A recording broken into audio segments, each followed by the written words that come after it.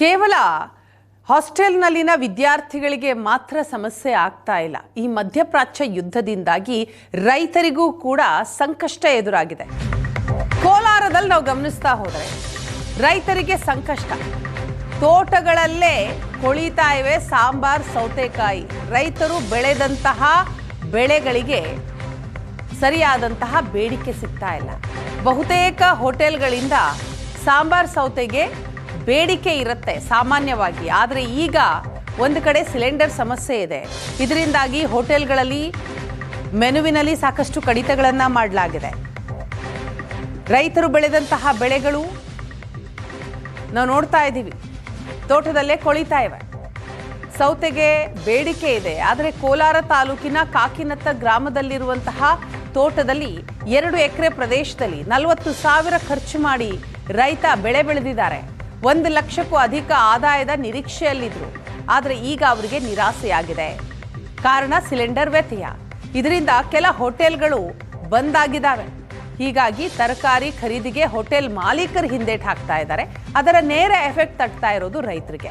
ಬೆಂಗಳೂರು, ಆಂಧ್ರ, ತಮಿಳುನಾಡಿಗೆ ಸೌತೆಕಾಯಿ ಹೋಗಬೇಕಿತ್ತು, ಆದರೆ ಹೋಗ್ತಾ ಇಲ್ಲ.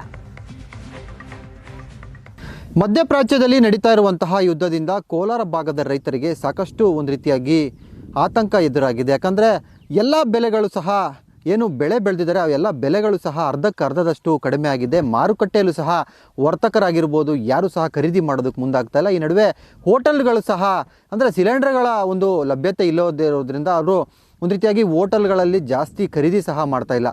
ಹೀಗಾಗಿ ಒಂದು ರೈತರ ಪರಿಸ್ಥಿತಿ ಚಿಂತಾಜನಕ ಆಗಿರ್ತಕ್ಕಂಥದ್ದು. ನಾನೀಗ ನಿಮಗೆ ಒಂದು ತೋಟವನ್ನು ತೋರಿಸ್ತೀನಿ. ಕೋಲಾರ ತಾಲೂಕಿನ ಕಾಕಿನತ್ತ ಅನ್ನೋ ಗ್ರಾಮದಲ್ಲಿ ಇರ್ತಕ್ಕಂಥ ರಮೇಶ್ ಅನ್ನೋರ ಒಂದು 2 ಎಕರೆ ಪ್ರದೇಶದಲ್ಲಿ ಒಂದು ಸೌತೆಕಾಯಿ ಅಂದರೆ ಸಾಂಬಾರ್ಗೆ ಹಾಕುವಂತಹ ಸೌತೆಕಾಯಿ ಏನು ಬರುತ್ತೆ ಅದು ಒಂದು ಉಡುಪಿ ಶೈಲಿಯ ಒಂದು ಅಡುಗೆ ಮಾಡ್ತಕ್ಕಂಥ ಹೋಟೆಲ್ಗಳಲ್ಲಿ ಸಾಕಷ್ಟು ಬಳಕೆ ಮಾಡ್ತಾರೆ.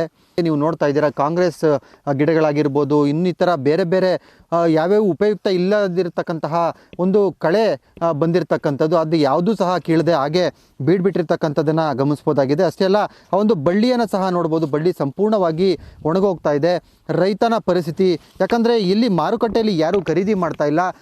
ಈಗ ಏನಂದರೆ ಯಾರಾದರೂ ಕೇಳೋದಕ್ಕೆ ಬಂದರೆ ಕೆಜಿಗೆ 3 ರೂಪಾಯಿ ಅಷ್ಟು ಕೇಳ್ತಾ ಇದ್ದಾರೆ. ಇಷ್ಟು ದಿನಗಳ ಕಾಲ ಅಂದರೆ ಯುದ್ಧದಕ್ಕೂ ಮುನ್ನ ಕೆಜಿಗೆ 10 ರೂಪಾಯಿ ಅಷ್ಟು ಕೊಟ್ಟು ಇದನ್ನು ಖರೀದಿ ಮಾಡ್ತಾಯಿದ್ರು. ಆದರೆ ಕೇವಲ ಕೆಜಿಗೆ 3 ರೂಪಾಯಿ ಕೇಳ್ತಾ ಇರೋದ್ರಿಂದ ಹಾಕಿರುವಂಥ ಬಂಡವಾಳನೂ ಬರಲ್ಲ. ಮತ್ತು ಆ 3 ರೂಪಾಯಿ ಕೀಳೋರ್ಗೂ ಕೂಲಿ ಕೊಡಬೇಕು, ಮತ್ತು ಅಲ್ಲಿಂದ ಟ್ರಾನ್ಸ್ಪೋರ್ಟ್ ಸಹ ಆಗಬೇಕಾಗಿರ್ತಕ್ಕಂಥದ್ದು. ಸರ್, ಈಗ ನೀವು ಎಷ್ಟು ಎಕರೆಗೆ ಹಾಕಿದ್ರಿ ಮತ್ತು ಏನು ಸಮಸ್ಯೆ ಆಗ್ತದೆ ನಿಮಗೆ? ಸರ್, ಇದು ಬೇಸಿಗೆ ಕಾಲದಲ್ಲಿ ದಿನ ಬೆಂಗಳೂರಲ್ಲಿ 1,000ರಿಂದ 1,500 ಟನ್ ತರಕಾರಿ ಸಾಂಬಾರಿಗೆ ಉಪಯೋಗಿಸ್ತೇವೆ. ಬೇಸಿಗೆ ಕಾಲದಲ್ಲಿ ಇದು ಸಾಂಬಾರು ಸೌತೆಕಾಯಿ ಎಂದು ನಾವು ಕರಿತೀವಿ. ಉಡುಪಿ, ಮಂಗಳೂರು ಕಡೆ ಇದು ಮಾರ್ಕೆಟ್ಗೆ ಹೋಗಬೇಕಾಯಿತು. ಎಲ್ಲ ಹಣ್ಣಾಗ್ತಾಯಿದೆ. ಈ ಹಣ್ಣಾಗ್ತಾಯಿದ್ದ ಏನು ಮಾಡೋದು, 3 ರೂಪಾಯಿ ಕಿತ್ಕೊಂಡೋದ್ರೆ ಲೇಬರ್ಗೂ ಕೂಲಿಯವರು ಟ್ರಾನ್ಸ್ಫರ್ ಸಿಗೋದಿಲ್ಲ. ಹಂಗೆ ಬಿಟ್ಟಿದ್ವಿ. ಇದಕ್ಕೆಲ್ಲ ಸುಮಾರು 35-40 ಸಾವಿರ ರೂಪಾಯಿ ಬಂಡವಾಳ ಕಡಿಮೆ ಅಂದರೆ 90 ದಿವಸ ಬೆಳೆ ಬಂದಿದೆ. 1 ಲಕ್ಷ 1,20,000 30,000 ಬರ್ತಾಯಿತ್ತು. ಹೋಟ್ಲ್ಗಳೇ ಬಂದಾದ್ಮೇಲೆ ಸಹ ಕೊಳ್ಳೋರು ಯಾರಿದೆ ಸರ್? ಇವಾಗ ಸಾಂಬಾರು ಆಗಲ್ಲ. ಸಾಂಬಾರಿಗೆ ಒಳ್ಳೆ ಟೇಸ್ಟ್ ಸರ್. ಇದು ಬೇಸಿಗೆ ಕಾಲದಲ್ಲಿ ನಾವು ಎಳ್ನೀರು ಕುಡಿದೆ ಥರ ಸಾಂಬಾರಿಗೂ ಅಷ್ಟೇ ಒಳ್ಳೆಯದು. ಬೆಂಗಳೂರು ದಿನಕ್ಕೆ 1,000-1,500 ಟನ್ ಬೇಕಿದ್ದು.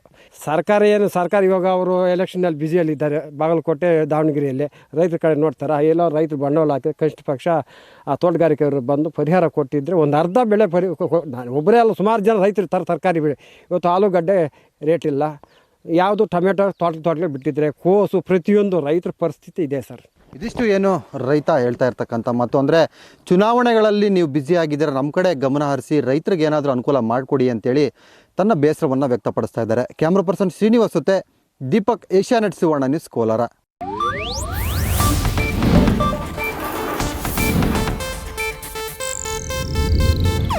ಇದು ಏಷ್ಯಾನೆಟ್ ನ್ಯೂಸ್ ನೆಟ್ವರ್ಕ್ ಪ್ರಸ್ತುತಿ.